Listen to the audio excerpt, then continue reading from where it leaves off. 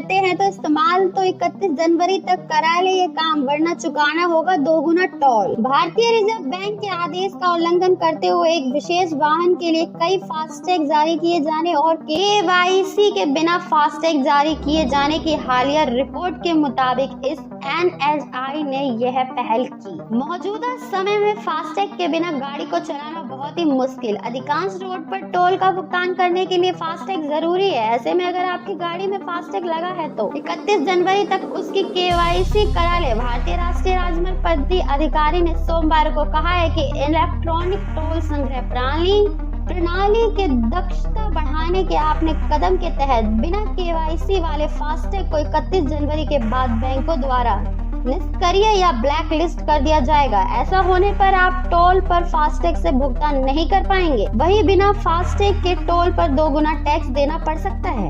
RBI के report के बाद हरकत में NHAI भारतीय रिजर्व बैंक के आदेश का उल्लंघन करते हुए एक विशेष वाहन के लिए कई फास्टैग जारी किए जाने और KYC के बिना फास्टैग जारी किए जाने की हालिया रिपोर्ट के बाद NHAI ने पहल की है। NHAI का निर्देश एक वाहन एक फास्टैग के तहत जारी किया गया। इसका उद्देश्य कई वाहनों के लिए एकल फास्टैग का उपयोग करने, विशेष वाहन से कई फास्टैग को जोड़ने या उपयोगकर्ता व्यवहार को हतोत्साहित करना है।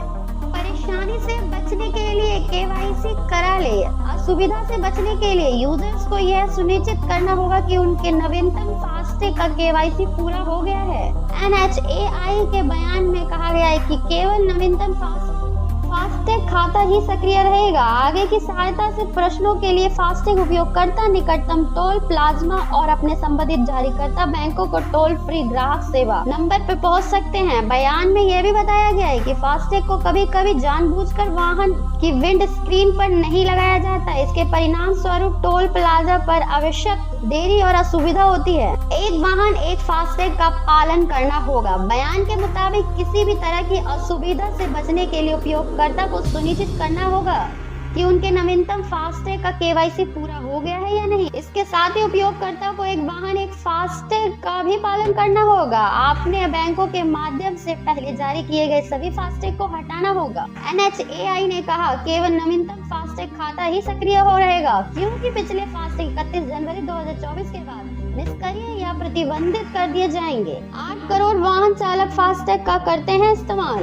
देश भर में 8 करोड़ से अधिक वाहन चालक फास्टैग का इस्तेमाल कर रहे हैं, जो कुल वाहनों लगभग 98% है। इस व्यवस्था ने देश में इलेक्ट्रॉनिक टोल संग्रह प्रणाली की रफ्तार काफी तेज कर दी है। NHAI ने यह कदम एक वाहन के लिए कई फास्टैग जारी किए जाने और RBI के आदेश का उल्लंघन करते हुए KYC के बिना फास्टैग जारी किए जाने हालिया रिपोर्ट के बाद उठाया है। वाहन चालक बिल्कुल भी ना करे फास्टैग से जुड़ी ये 5 गलतियां, वरना टोल पर लगेगी प्लांटी।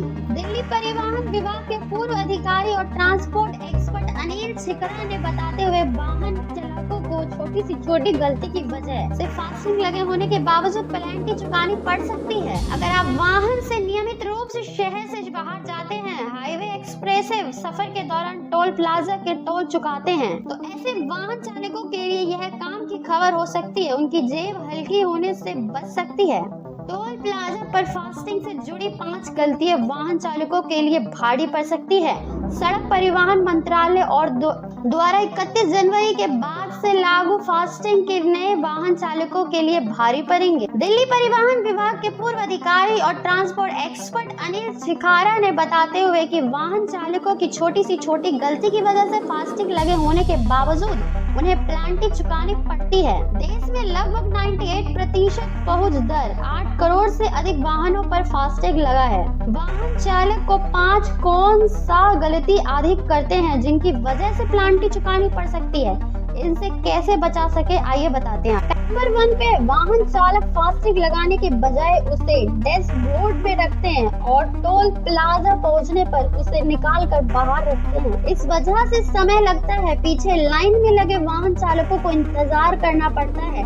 ये वाहन चालक इसलिए फास्टैग विंड स्क्रीन पर ना लगाकर अंदर रखते हैं। उन्हें लगता है कि शायद किसी टोल प्लाजा में जुगाड़ चल जाए और टोल देने से बच जाए। ऐसे वाहन चालकों पे भी कार्रवाई होगी। नंबर 2 पे कुछ वाहनों में 2 फास्टैग लगे होते हैं। इनमें एक पुराना जो बेकार हो चुका होता है और दूसरा नया होता है। इस तरह भी कार्ड रीडर को फास्टैग रीड करने में समय लगता है। कई बार टोल कर्मी के कार्ड रीड करना पड़ता है, ऐसे लोगों पर भी पेनाल्टी लग सकती है। नंबर 3 पर है, एक फास्टैग को दो वाहनों में इस्तेमाल किया जाता है। पहली बात तो यह रिजर्व बैंक के आदेशों का उल्लंघन है। इसके अलावा कोई फास्टैग कार का उसमें कार का नंबर दर्ज है, इस फास्टैग को कमर्शियल वाहन पर लगाकर जाते हैं तो टोल प्लाजा पर कार्ड रीडर मशीन इसे नंबर के आधार पर छोटी गाड़ी का टोल लेते हैं। हालांकि टोल लगे स्क्रीन पर नंबर आता है, लेकिन अगर टोल कर्मी नहीं देख पाए तो गाड़ी निकल जाती है। इस तरह राजस्व का नुकसान हो रहा है। ऐसे वाहन चालकों से पेनाल्टी ली जा सकती है।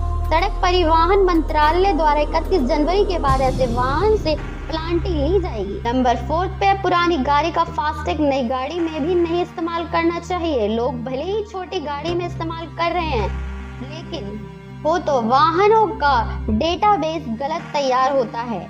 यह टोल एक दूसरी और फास्टैग पर दूसरी गाड़ी पार होगी, इन भी कार्यवाही हो सकती है। नंबर 5 पे फास्टैग को क्लोनिंग भी हो सकती है, इसलिए फास्टैग अधिकृत विक्रेता से ही खरीदे। ऐसे फास्टैग टोल प्लाजा में फर्जी कराया जाए। नंबर 5 पे फास्टैग की क्लोनिंग भी हो सकती है, इसलिए फास्टैग अधिकृत विक्रेता ही खरीदे।